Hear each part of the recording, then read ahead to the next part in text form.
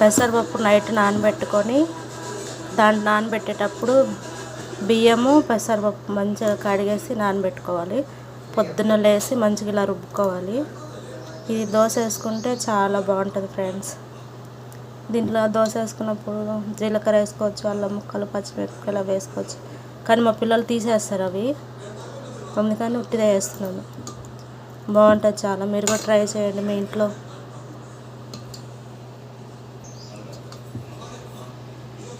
ఇట్లా దోశ వేసుకోవాలి.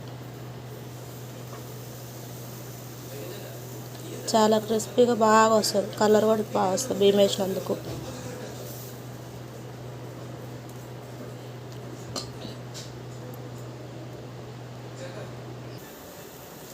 మంచిగా కాలేక చేయండి. అలా వస్తుంది,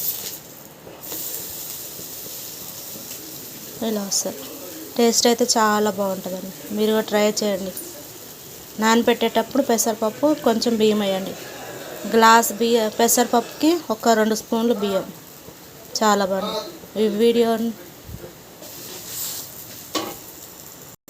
పల్లీ చట్నీ ఫ్రెండ్స్, పల్లీలు వేపుకోవాలి.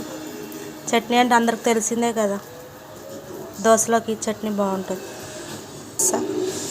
చట్నీ మా పిల్లలకు చాలా ఇష్టం అండి. ఇది బాగుంటుంది. మీ ఇంట్లో కూడా ట్రై చేయండి.